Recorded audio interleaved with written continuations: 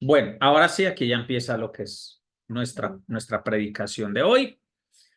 Venimos en una línea de fe, venimos trabajando en una escuela de fe. Me he sentido muy desafiado con esto. Y hace 8 días específicamente le dimos un tinte financiero, pero les expliqué la razón. Porque Dios dice, ustedes no pueden honrar a dos señores, no pueden tener dos dioses, no le pueden servir a dos dioses. Y él lo que pone sobre la plataforma es a Dios y las riquezas. A Dios todos los días lo estamos conociendo y lo estamos experimentando. Pero quiere decir que tenemos que hablar sobre las riquezas. No se trata de hablar bien o mal de las riquezas. Se trata de hablar qué papel cumplen las riquezas dentro del reino, cómo se administran las riquezas, cómo se accede a ellas, cuál es el propósito de Dios con ellas, sin que nos volvamos idólatras en el proceso. Porque si no, como lo prediqué hace 8 días, terminaremos adorando al becerro de oro, ¿cierto? Terminaremos adorando a Mamón. Entonces, hoy vamos a tocar un tema bien interesante, muy relacionado. Seguimos en Escuela de Fe, pero el tema de hoy toca mucho el asunto de la generosidad. Ahí me adelanto un poquito.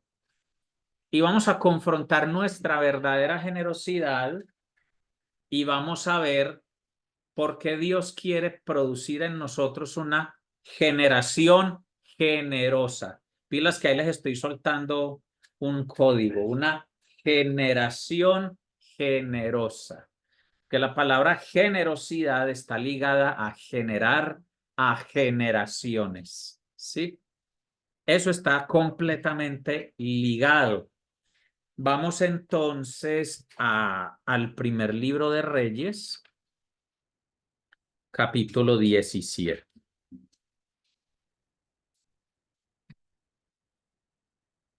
Primer libro de Reyes, capítulo 17. Muy bien, voy a ir leyendo acá desde el versículo 8. Primer libro de Reyes, 17:8. Luego el Señor dijo a Elías, vete a vivir a la aldea de Sarepta, que está cerca de la ciudad de Sidón. Yo le he ordenado a una viuda de allí que te alimente. Elías se dirigió a Sarepta y cuando llegó a las puertas del pueblo vio a una viuda juntando leña y le dijo, por favor, ¿podrías traerme un poco de agua en una taza? Mientras ella iba a buscarle el agua, la llamó y dijo, también tráeme un bocado de pan. Pero ella respondió, le juro por el Señor su Dios que no tengo ni un pedazo de pan en la casa. Solo me queda un puñado de harina en el frasco y un poquito de aceite en el fondo del jarro. Estaba juntando algo de leña para preparar una última comida, después mi hijo y yo moriremos. Entonces Elías le dijo, no tengas miedo, sigue adelante y haz exactamente lo que acabas de decir, pero primero cocina un poco de pan para mí. Luego, con lo que te sobre, prepara la comida para ti y tu hijo. Pues el Señor Dios de Israel dice, siempre habrá harina y aceite de oliva en tus recipientes hasta que el Señor mande lluvia y vuelvan a crecer los cultivos. Así que ella hizo lo que Elías le dijo y ella, su familia y Elías comieron durante muchos días. Siempre había suficiente harina y aceite de oliva en los recipientes, tal como el Señor lo había prometido por medio de Elías. Rápidamente vamos a desglosar esta historia. ¿Por qué mandó el Señor a Elías donde la viuda? Voy a contextualizar un poco. Atrás del profeta Elías, Dios mandó un juicio sobre la tierra de que no volvería a llover sobre la tierra. Había sequía total y Elías vivía cerca de un arroyo que se llamaba el arroyo de Querit. O sea que Elías tenía provisión de agua constante. Era un arroyo, pero Elías acampaba ahí, vivía cerca. Pero un día el Señor le dijo, Elías, ya no vas a vivir junto al arroyo. Ese es el día que el Señor nos dice a nosotros, hasta aquí tienes tu chorrito de comodidad y voy a desafiar tu fe. Yo creo que todos hemos pasado por eso. Así que si usted está en su arroyo de Querit muy amañado, donde usted tiene algo fijo y fluido, créame que hay un día que Dios le va a decir, el chorrito se acabó, porque es hora de que tengas fe. Porque parte del discipulado en el reino es crecer en la fe. Y las personas que no tienen esa necesidad no avanzan. Listo. Entonces, el profeta Elías, además siendo profeta con mayor razón, él tenía que estar siendo constantemente procesado. Hoy día ya no, el proceso no es solo para profetas, es para discípulos. Y nosotros somos discípulos de Cristo y por eso, de tiempo en tiempo, somos desafiados a creer. Se nos obliga a dar pasos de fe. Pero qué interesante, el paso de fe no consistía en buscar otro arroyo en otra montaña o esperar que lloviera sobre un valle, sino que el desafío era, te voy a sustentar a través de una viuda. Eso es como que hoy el Señor dijera, te voy a sustentar a través de una persona desempleada y que no recibe subsidio y que también le estoy enseñando a vivir por fe. O sea, se juntan el hambre y la necesidad literalmente. En este pasaje se juntaron el hambre y la necesidad, así. Pero el profeta estaba haciendo bien su trabajo de crecer en la fe, obedece inmediatamente, se va a Sarepta y él en su espíritu sabe quién era la viuda, por eso le habló.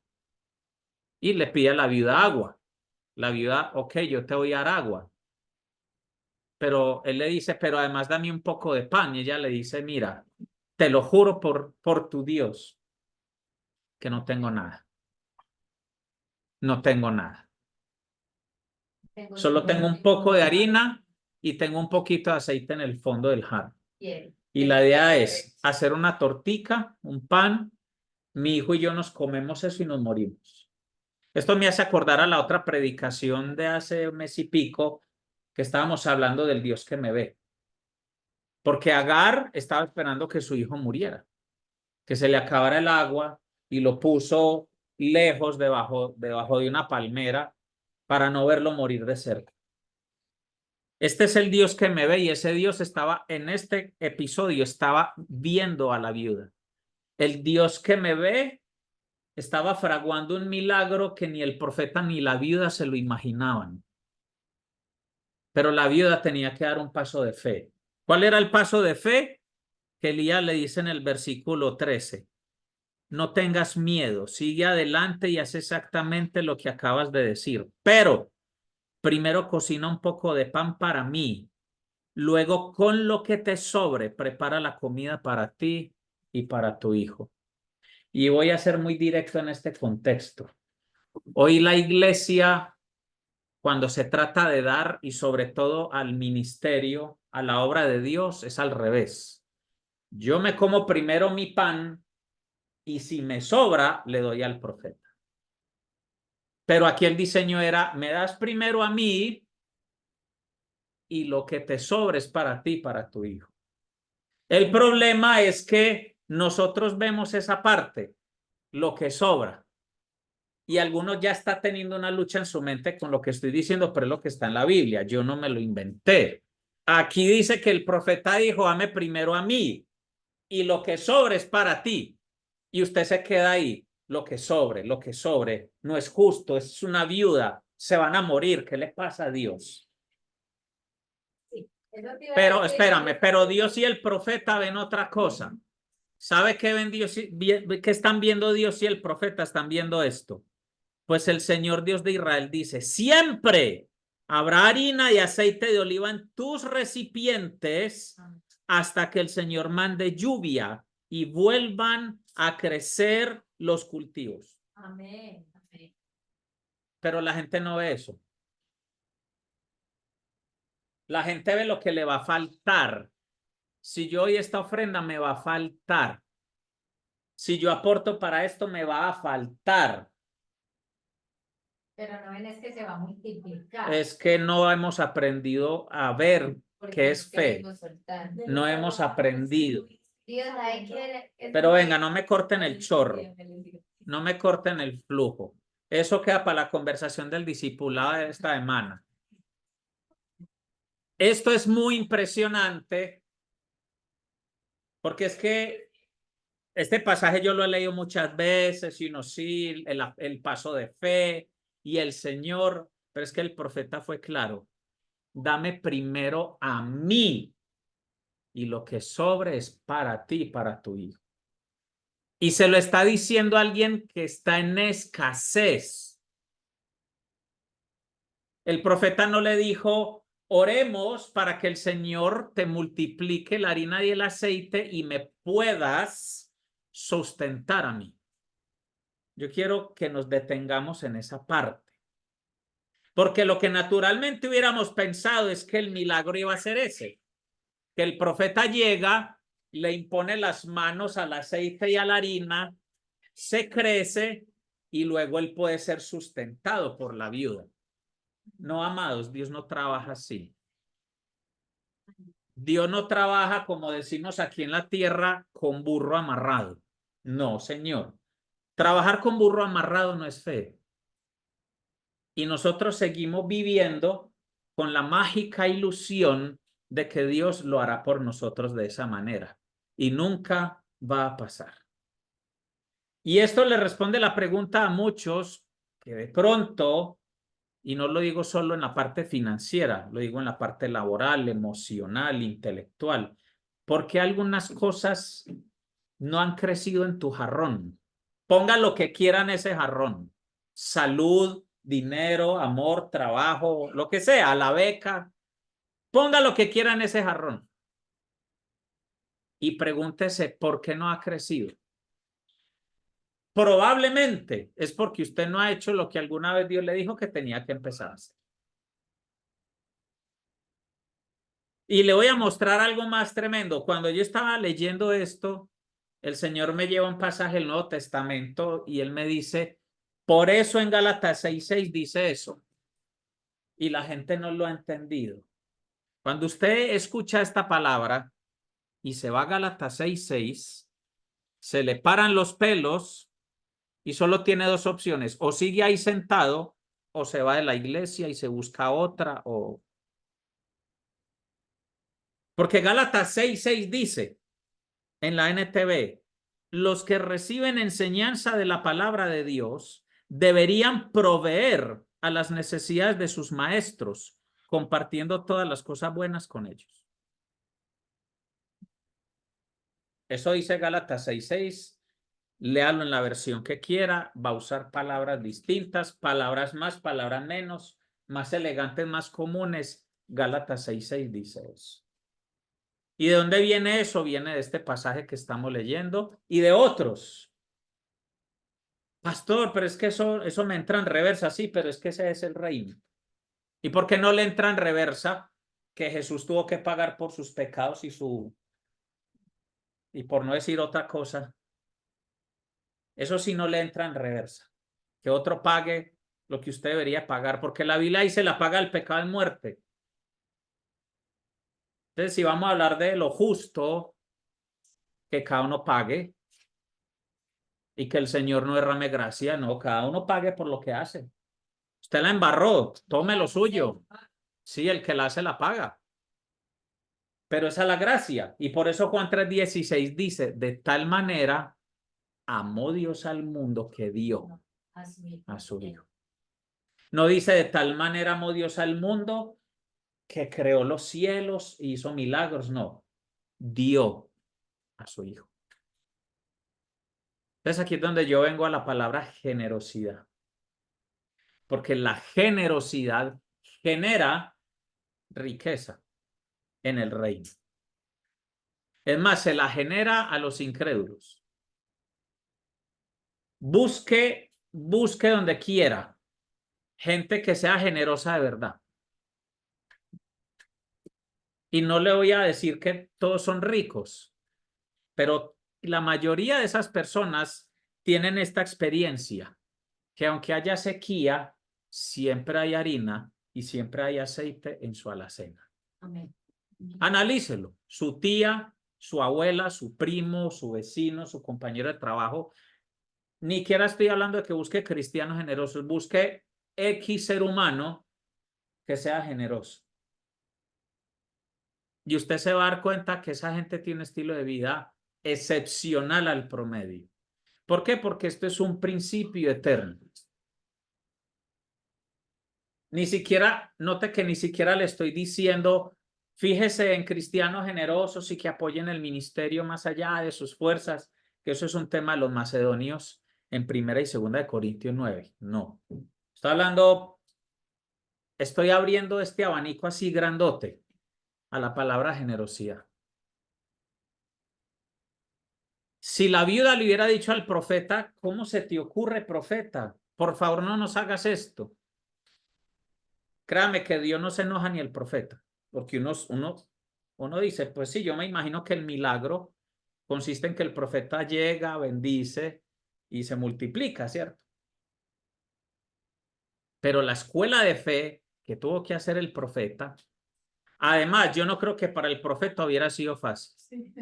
Créame que aquí dice que el profeta le dijo, pero yo estoy seguro que Elías tragó saliva antes de decirle a esa señora, deme a mí primero. Pero mira que Con seguridad, porque él necesitaba fe, porque es muy delicado que yo te diga a ti, dame primero a mí, que Dios te va a multiplicar a ti. Y si no hubiera pasado. a mí me parece muy especial cómo empieza con no tengas temor. Sí, no tengas temor. Y el temor lleva a que no avancemos y hagamos lo que tenemos que hacer. Definitivamente cada vez entiendo más eso porque dice que no nos ha dado espíritu de temor, sino de poder, de amor y de dominio propio. Amén. Entonces, no es porque el mismo temor como, no sé, por ejemplo, cuando uno da ese diezmo,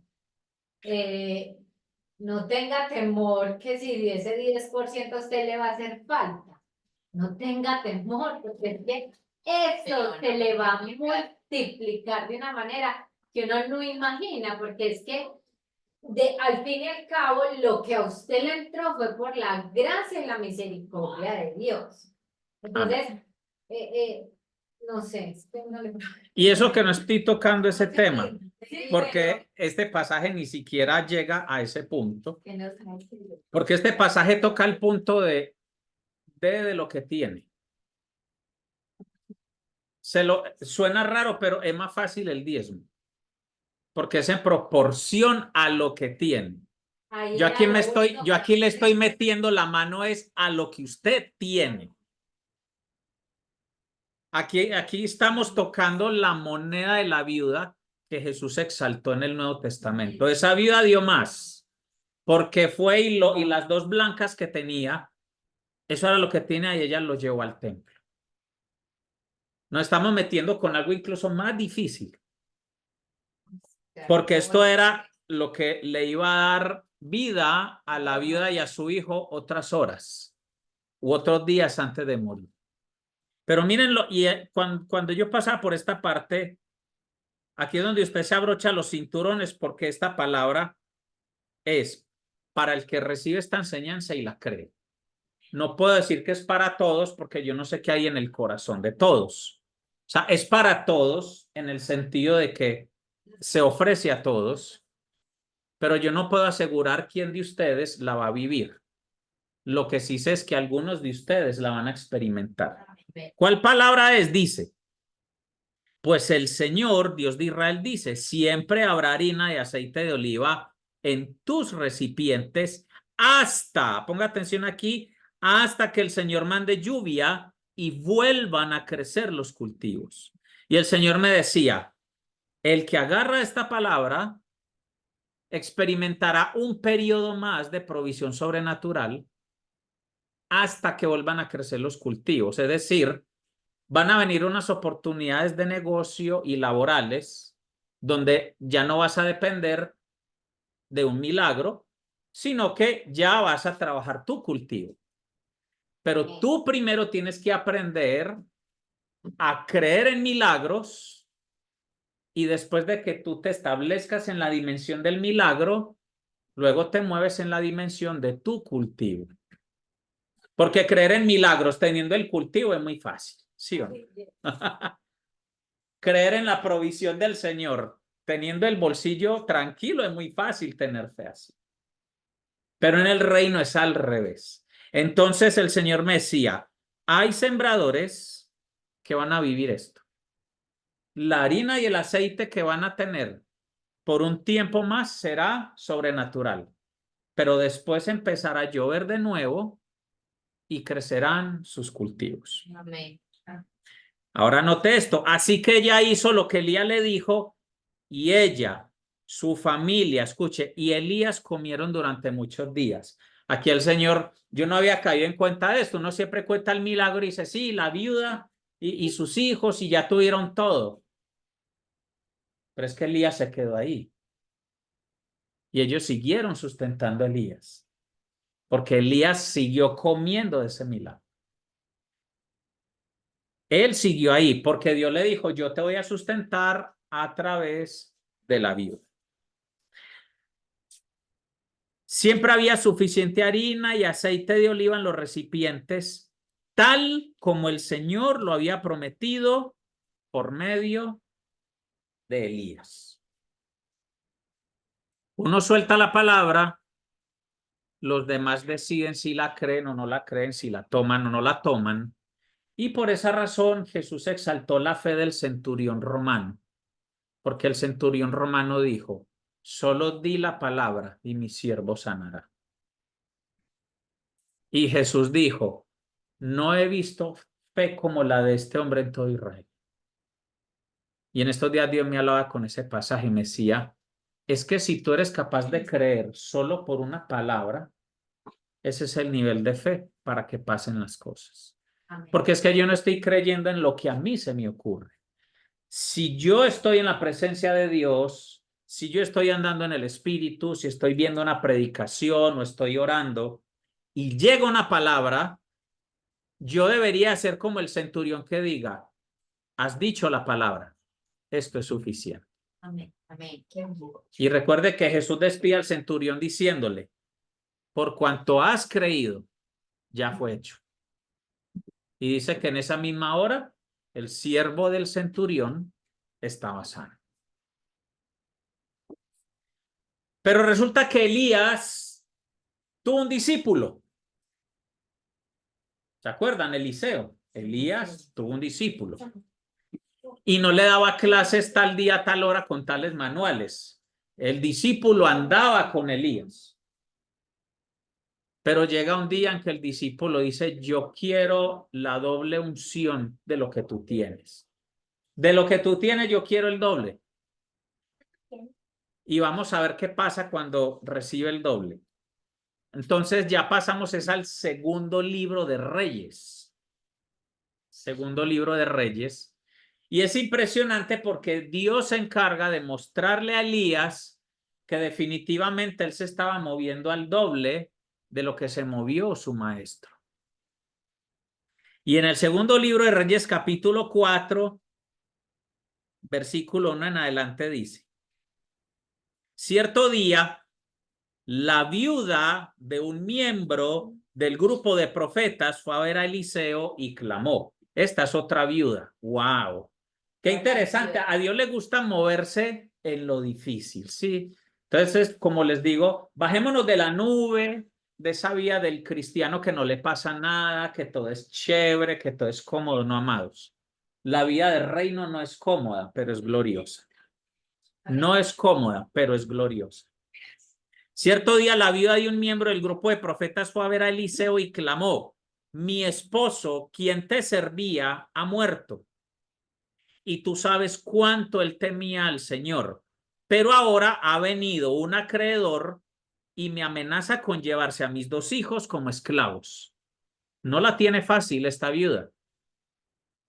Versículo 2. ¿Cómo puedo ayudarte? Preguntó Eliseo. Dime, ¿qué tienes en tu casa? No tengo nada, solo un frasco de aceite de oliva, contestó ella.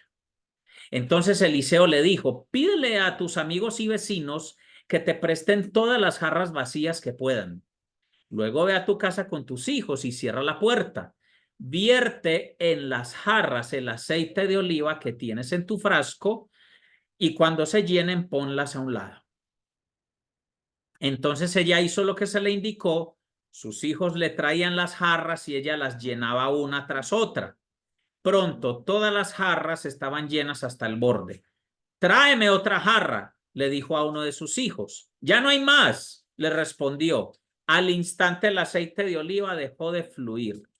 Cuando ella le contó al hombre de Dios lo que había sucedido, él le dijo, ahora vende el aceite de oliva y paga tus deudas y tú y tus hijos pueden vivir de lo que sobre. Ahora vamos a desglosar este milagro. Porque con esto, este proceso de los 40 días y las 40 noches metiéndonos en la palabra, tiene esto de especial. Se abre un nivel de revelación mayor y entendimiento. Aunque esto es una palabra que el Señor me mostró días antes de eso, yo solo estaba esperando el momento en que debía compartirla. Vamos a empezar por el versículo 2. ¿Cómo puedo ayudarte? Preguntó Eliseo. Dime qué tienes en tu casa. Se lo voy a traducir. Pastor Alejandro, tenemos muchos problemas financieros, estamos en la inmunda. Y yo le pregunto, ¿cuánto tienes para ofrendar? No es lo mismo. Justifíqueme bíblicamente que se lo estoy traduciendo mal. Eliseo de una le dice, ¿qué tienes en tu casa? Él no le dice, él no le preguntó, ¿qué te falta? A nosotros nos gusta que nos pregunten cuánto necesitamos, pero el reino pregunta es, ¿y tú qué tienes? Se da cuenta que la mentalidad del reino es al contrario de la mentalidad del mundo. Si nosotros no estamos dispuestos a que nuestra mente sea transformada, no nos vamos a mover en esta dimensión. O sea, se los digo, usted puede ir a los congresos que quiera, ver los canales de YouTube de los pastores que quiera, de los profetas, de los apóstoles, de los evangelistas, pero si usted aquí no cambia, no va a pasar nada. Cuando yo me detengo aquí, a mí me da una cosa en la cabeza así. ¿Por qué la pregunta no fue distinta? ¿Y cuánto hay que pagarle a tus acreedores? O sea, sería la pregunta.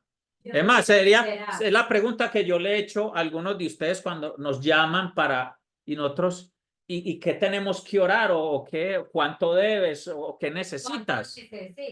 Yo nunca le he preguntado a ninguno. Y lo puede escribir ahí el que le haya pasado, si le ha pasado, pero no recuerdo que yo le haya preguntado, ¿y cuánto puedes dar? ¿O qué tienes para dar? ¿O cuánto puedes ofrendar? No. Uno siempre pregunta, ¿y cuánto necesitas? ¿O qué es lo que debes? Pero el profeta pregunta, ¿y qué tienes en tu casa? Sigamos analizando. No tengo nada. O sea, de entrada ya dice, no tengo nada. O sea, es que estoy en la inmunda. Ella no tiene ningún respaldo. Acuérdese que en el Antiguo Testamento, en el Nuevo Testamento, la persona más desventurada de la tierra era una viuda. Ahí es donde Dios trabaja. Por eso, no sé, como dice, no tengas temor, querido sembrador. Cuando estés en la situación más inmunda, estás en el escenario perfecto para un milagro, pero tienes que verlo así. Si tú no abres los ojos a eso, no vas a ver el milagro. No tengo nada, solo un frasco de aceite de oliva, contestó ella. Yo no me imagino el tamaño del frasco. O sea, si esa señora dijo no tengo nada, solo un frasco, yo no me imagino un frasco así, yo me imagino. Así de poquito. Sí, yo no. Sí, no tengo nada. Aquí viene lo que el Señor me enseñó. Estas de las cosas que yo les he dicho a ustedes, esto no lo leí, esto no lo escuché, esto no me lo dijo nadie.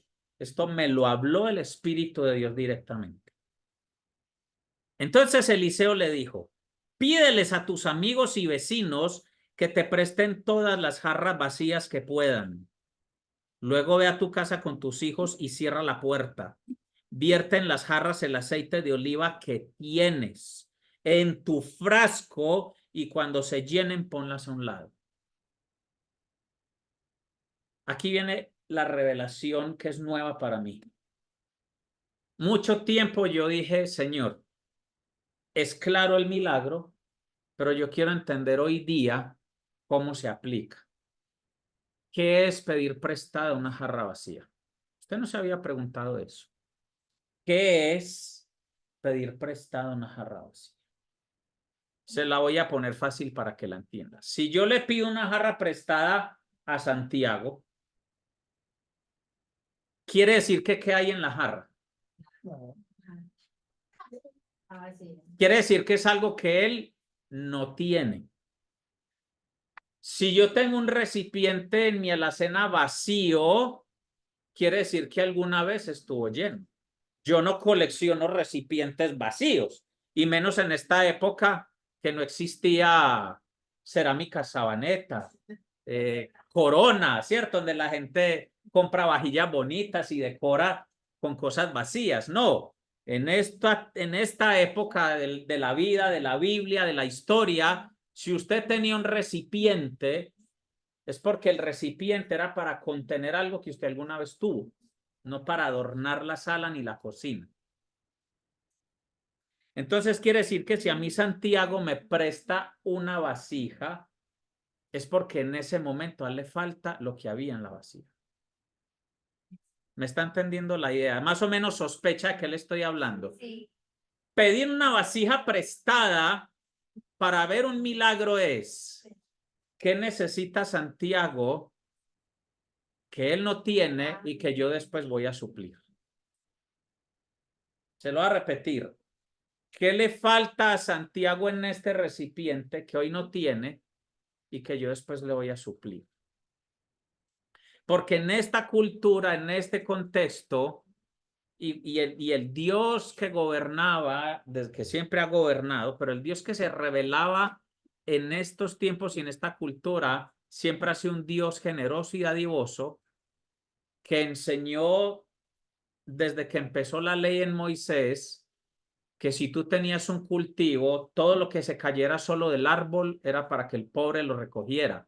Y que cuando tú ibas al viñedo y cogías cosas, había una parte del viñedo que tú no la tocabas porque era para el extranjero, para el huérfano, para la viuda y para el pobre.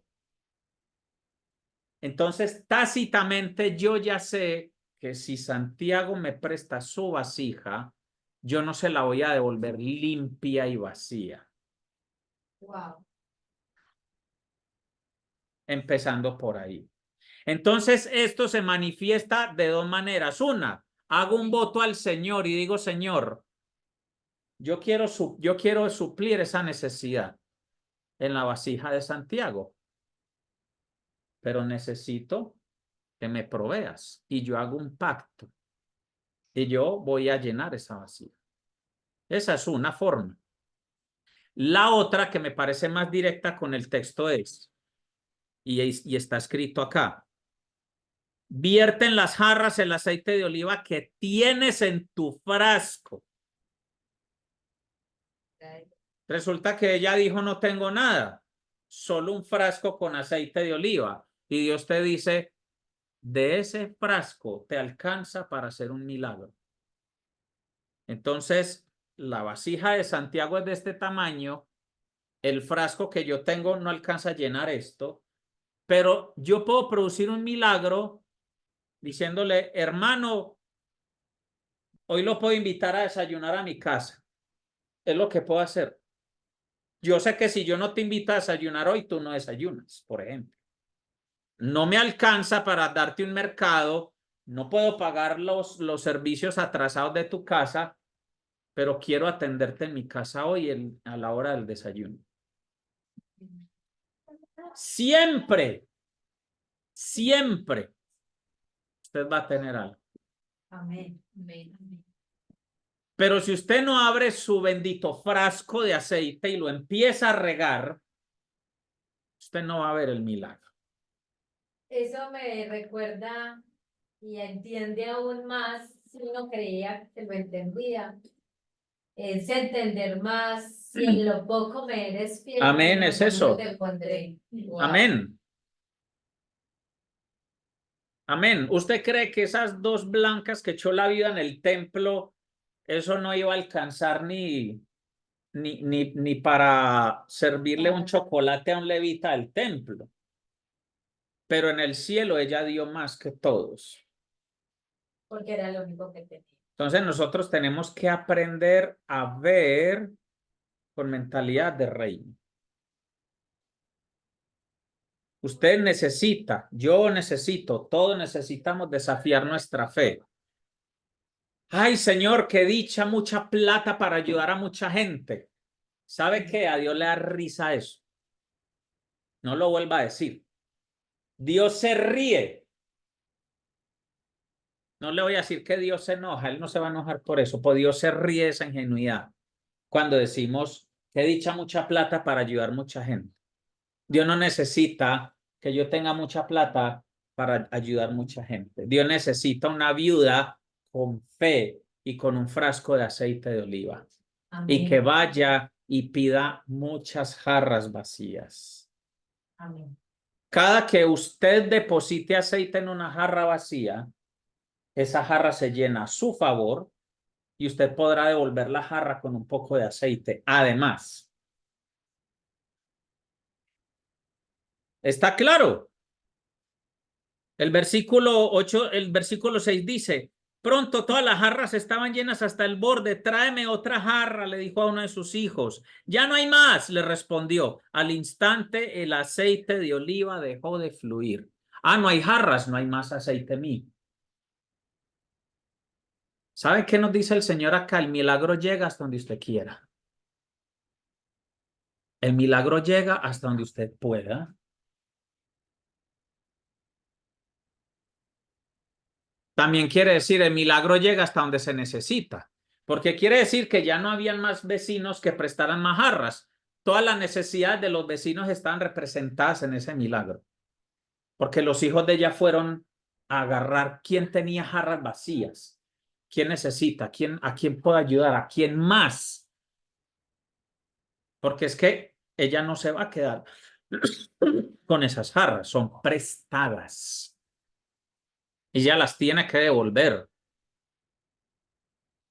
Pero conociendo el contexto bíblico, los principios de Dios, yo estoy seguro que esas jarras no se devolvían vacías.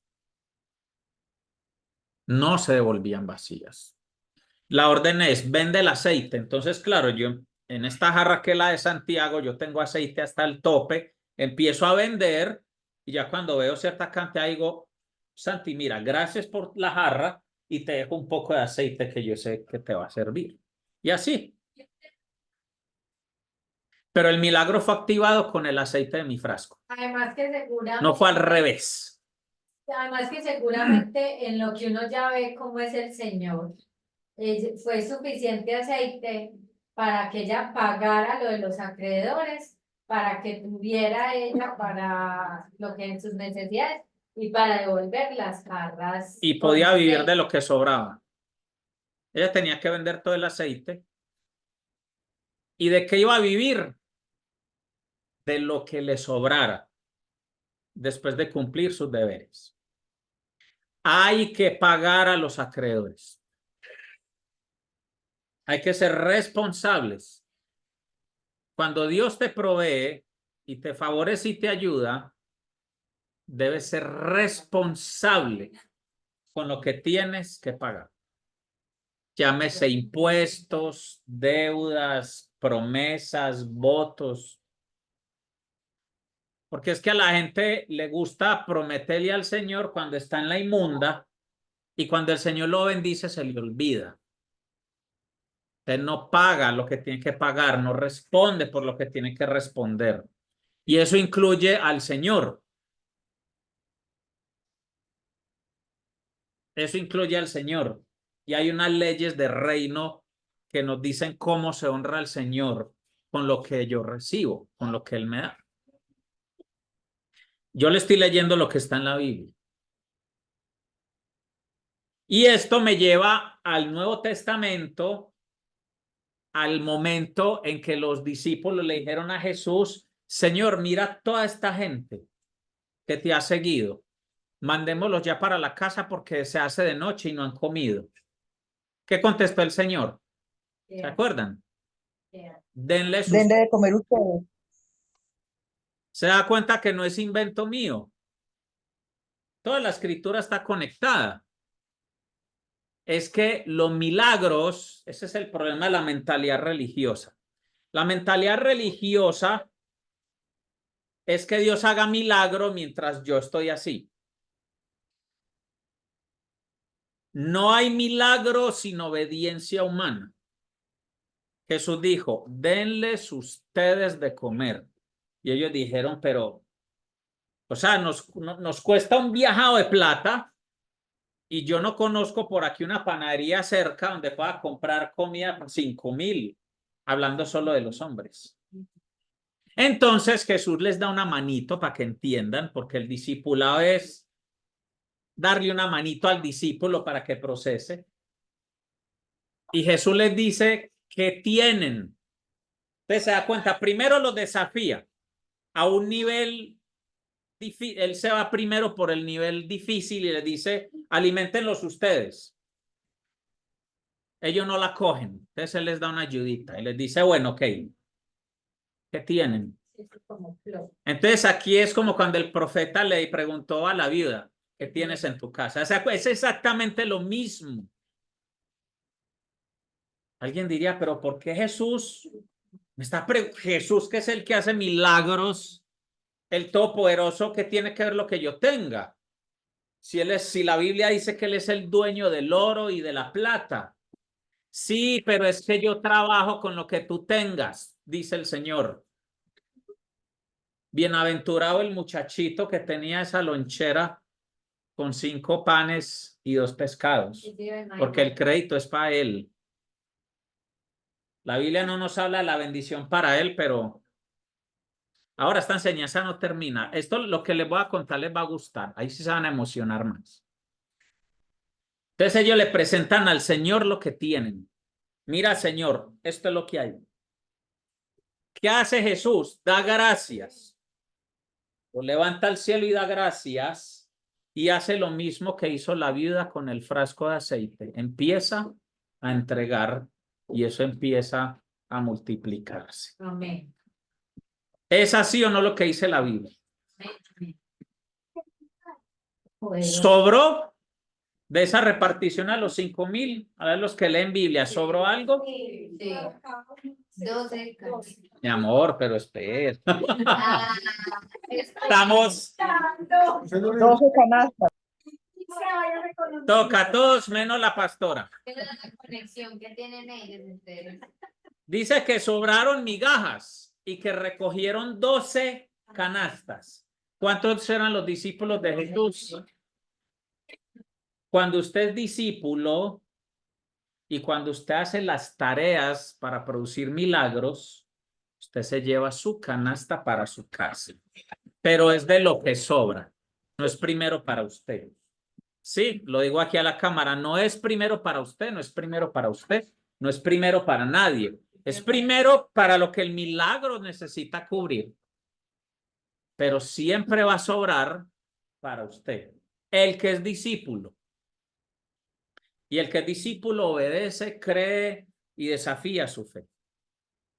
Entonces, si unimos estos dos pasajes, para no meterme como en detalles más profundos, si unimos estos dos pasajes, podemos sacar una única conclusión y es, el que quiere tener, primero tiene que dar. Punto. Así funciona el reino. Usted no se quede esperando a tener porque no va a pasar nada. Si lo que yo tengo es medio buñuelo, este es mío, este medio, y aquí hay alguien que tiene hambre, o le doy el medio buñuelo o lo parto en dos para que comamos, Pero yo no le voy a decir al que tiene hambre, mira, lo que pasa es que solo tengo medio buñuelo. Si yo tuviera 2 buñuelos, te daría otro, pero solo tengo medio y es para mí. La mentalidad del reino es, solo tengo medio, te doy este medio, o ven, partamos este medio buñuelo para ti y para mí. Y eso lo digo en todo sentido, en el sentido de la honra al Señor, la inversión en el reino y en el ministerio, la ayuda a los necesitados. Cada uno tendrá que procesar delante de Dios cómo va a empezar a echar aceite desde su frasquito a las jarras que va a tomar prestadas. ¿Cómo va a honrar al profeta con el poquito de harina y de aceite que usted tiene para que eso se multiplique y usted siga teniendo y el profeta siga recibiendo? Porque eso sucedió en la primera historia. En esta segunda historia, el profeta entrega una llave de generosidad muy poderosa. Ve y consigue jarras vacías y de tu frasquito empieza las... Ah, muy importante. Había una instrucción muy interesante. Cierra las puertas. El milagro tenía que suceder a puerta cerrada. ¿Eso qué quiere decir? Tú no vas a salir a la calle a chicanear cuántas jarras estás llenando. A puerta cerrada. Tú vas a llenar jarras prestadas a puerta cerrada. Así tiene que ser, a puerta cerrada. Se acabó la predicación. Eso era todo. Hay que hacer un en vivo. Y como decía Jesús en muchas de sus enseñanzas, y el que tenga oídos para oír, que oiga. Esa es una declaración que el Señor me mostró. Él la hacía porque eso garantizaba que los que tenían un espíritu que era de Dios y que eran de Dios, la palabra se iba a quedar en ellos. Y el que tenga oídos para oír, que oiga. Amén. Amén. Bueno, Amén, amén. voy a parar la Amén, grabación, amén. ya lo que sigue la santa. Amén.